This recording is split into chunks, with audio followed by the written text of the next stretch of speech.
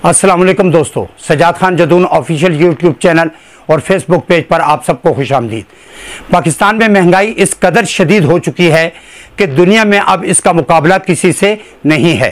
पाकिस्तान में इस वक्त महंगाई की शरह 40 से 45 है। दुनिया के किसी भी गरीब तरीन मुल्क में भी इस कदर महंगाई नहीं है। कोरोना ने जिन यूरोपीय ममालिक को बहुत ज़्यादा मुतासिर किया, उनमें अमेरिका, जर्मनी, इटली, इंग्लैंड और दीगर ममालिक शामिल हैं। वहां पर इंतहा दर्जे की महंगाई हुई, यानी 40-40 साल, 45-45 साल का रिकॉर्ड टूट गया। लेकिन वहां पर भी महंगाई 45% तक नहीं गई, वहां पर भी 30-25 के बराबर रही।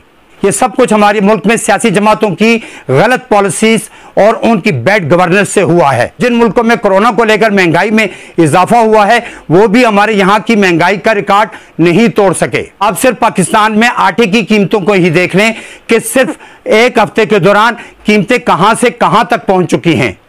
एक हफ्ता कबल आटे का 10 किलो का थैला 900 रुपए था, उसके 2 दिन बाद उसकी कीमत 1100 थी और आज कीमत 1300 है। यानी एक एक दिन के 2-2 दिन के बाद आटे की कीमतों में 10-10 रुपए, 20-20 रुपए फी किलो के हिसाब से इजाफा हो रहा है। अगर 1 रुपया बढ़ता, 2 रुपए कीमत में इजाफा होता, 3 रुपए कीमत में इजाफा होता तो फिर भी कुछ ना कुछ गुंजाइश थी। लेकिन 1-2 दिन बाद 20 रुपए का इजाफा, 2 दिन बाद फिर मजीद 20 रुपए का इजाफा, तो ये आवाम कहां जाएगी? क्या पाकिस्तानी आवाम के ऊपर आटा भी हराम हो गया है?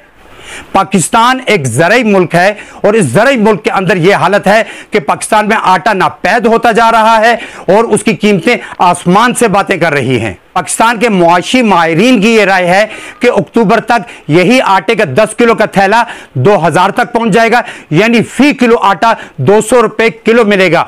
और कुछ माहिरीन यहां तक कह रहे हैं कि हो सकता है कि 200 रुपए किलो भी आटा ना मिले, इतना नायाब हो जाए। पाकिस्तान मुस्लिम लीग नून की हुकूमत जब भी आई, हमेशा आटे और चीनी का बहरान पैदा हो जाता है और इस बार भी यही कुछ हुआ है और होने वाला है। इसके अलावा आलू, प्याज, टमाटर, लहसुन और दीगर सब्जियों की कीमतें भी आसमान से बातें कर रही हैं। दालें, चावल, दूध, दही की कीमतें भी इस कदर बढ़ गई हैं कि अब ये आवाम की दस्तरस से बहुत दूर हैं। इस सूरत में आवाम क्या करें, क्या खाएं, क्या पिएं और क्या पहनें? आवाम का जीना दोबर हो चुका है। आवाम का नवाला तक इस हुकूमत ने छीन लिया है। पाकिस्तान में डॉलर ने रुपए को इस तरह से चट किया है कि इस वक्त 241 रुपए का डॉलर पहुंच चुका है। 5 माह कबल जब यह इत्तेहादी हुकूमत कायम हुई तो पहले इसने पीटीआई हुकूमत पर इल्जाम लगा लगाकर वक्त जाया किया कि यह सब कुछ साबका पीटीआई हुकूमत की वजह से महंगाई हो रही है। फिर यह कहा जाने लगा कि जब IMF से कर्जा मिल जाएगा तो डॉलर की कीमत भी नीचे चली जाएगी, पेट्रोल की कीमत भी नीचे चली जाएगी, बिजली की कीमतों में भी कमी आएगी और दीगर महंगाई की शरह भी कम होगी। इसी तरह से आवाम को बहलाते रहे। अब IMF के साथ मुआहिदा हुए तकरीबन 15 दिन गुजर चुके हैं, पेट्रोल की कीमतों में मजीद इजाफा हुआ है और खाने पीने की और इंतहाई ज़रूरत जो जिंदा रहने के लिए जो दालें, आटा, चीनी और दूसरी जो अशिया हैं, उनकी कीमतों में भी होशरुबा इजाफा हो चुका है और मजीद इजाफे का इम्कान है।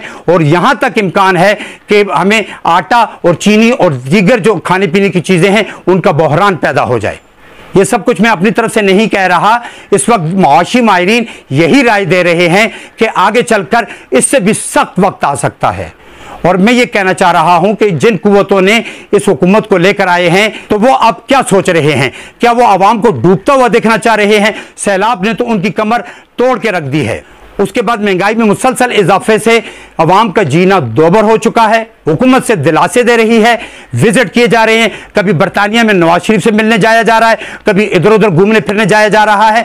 आखिर ये हुकूमत कर क्या रही है? इसका एजेंडा क्या है? ये बात वाजे कर दे कि हमसे हुकूमत नहीं चलती, हम कुछ नहीं कर सकते और ये पीछे हट जाएं और इलेक्शन का ऐलान कर दें। सिर्फ 5 माह में यह हुकूमत इतनी बदनाम हो चुकी है कि जितना इन्होंने 3.5 साल में पीटीआई हुकूमत को बदनाम करने की और उन्हें ताने देने की कोशिश की थी, ये इमरान खान को, पीटीआई को बुरा भला कहने में अपना वक्त जाया कर रहे हैं। अवाम को कोई रिलीफ नहीं दे रहे और इसी तरह से सैलाब ज़दगान के पास भी के सिर्फ फोटो सेशन हो रहा है और वो चिल्ला चिल्ला कर मुतासरीन कह रहे हैं कि हमें आज तक कोई इमदाद नहीं मिली। सिर्फ अल खिदमत और दीगर जितनी भी जो है प्राइवेट तंजीमें हैं, जो लोगों की फलाई तंजीमें हैं, जो लोगों ने कायम की हुई हैं, वो लोगों की जाके मदद कर रहे हैं। हुकूमत सिर्फ फोटो सेशन कर रही है और सियासत चमका रही है। दूसरी तरफ देखिए कि मरियम सफदर जो पीटीआई हुकूमत पर हमेशा गर्म रहती हैं और इमरान खान को लेकर तानों पर ताने देती रहती हैं, उनके नाम बिगाड़ती हैं, उन्हें कभी फितना खान बोलती हैं, कभी फसादी खान बोलती हैं, कभी तालिबान खान बोलती हैं। कोई ऐसा तंज का निश्तर नहीं होता जो वो कभी इमरान खान पर न चलाएं।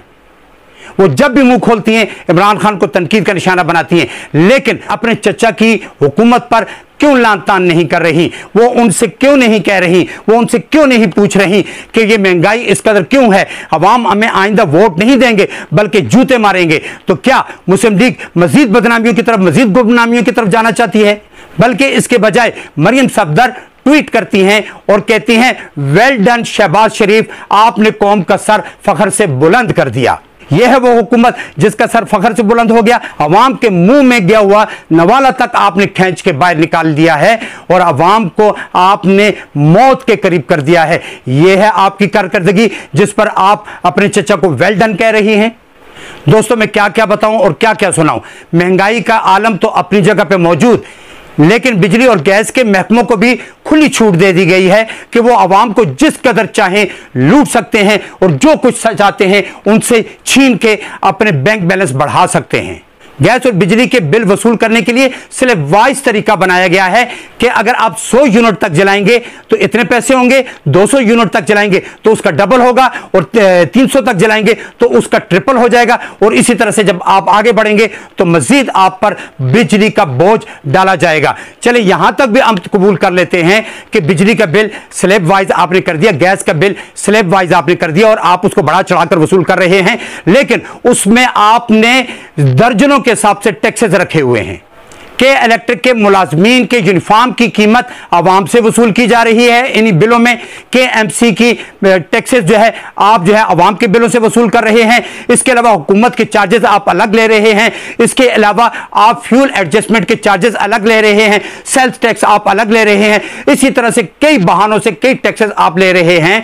और अगर एक शख्स की तनख्वाह 15,000 है, 16,000 है, चलें 25,000 ही मान लेते हैं, 25,000 भी नहीं है जो गवर्नमेंट ने ऐलान किया हुआ है, यहां पर फैक्ट्रियां और कारखाने भी सब अपनी मनमानी कर रहे हैं। इसके अलावा भी जो लोग प्राइवेट काम करते हैं, मजदूरियां करते हैं, उनकी मजदूरी में इजाफा नहीं हुआ।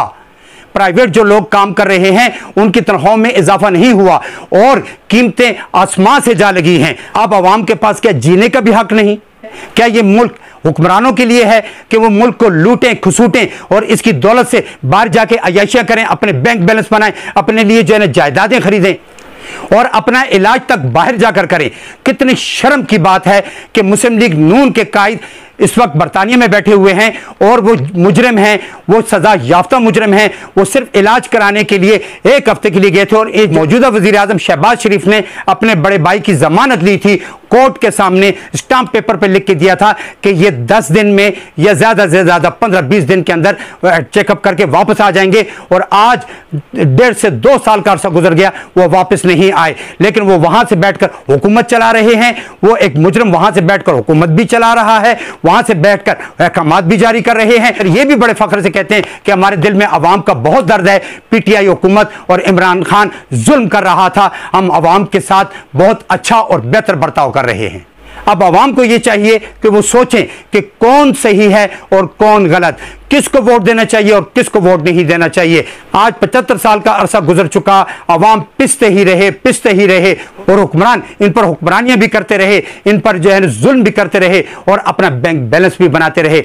अवाम का ऐसा कौन सा जुर्म है जो इनसे सरजद हुआ है कि इनकी सजा है कि पाकिस्तान में खत्म होने को नहीं आती। और वो इदारे जो इस मुल्क के ताकतवर इदारे हैं वो भी ऐसे ही बदउन्वान अनासर की पुष्ट पर खड़े हैं। अगर पुष्ट पर खड़े ना होते तो ये चोरों का टोला इस वक्त हम पर मुसल्लत ना होता, अवाम इस तरह से चिल्ला रहे ना होते और अवाम की जिंदगी इस तरह से अजीरन ना हो चुकी होती। दोस्तों, इस दुआ के साथ मैं अपने प्रोग्राम का एहतताम करूंगा कि अल्लाह ताला पाकिस्तान को महफूज रखे और पाकिस्तान पर ऐसे हुक्मरान लेकर आए जो पाकिस्तानी अवाम का दर्द रखते हों और इस मुल्क को फलाही और इस्लामी रियासत बना दें। अगले प्रोग्राम तक के लिए मैं आपसे इजाज़त चाहूँगा। अल्लाह हाफिज़।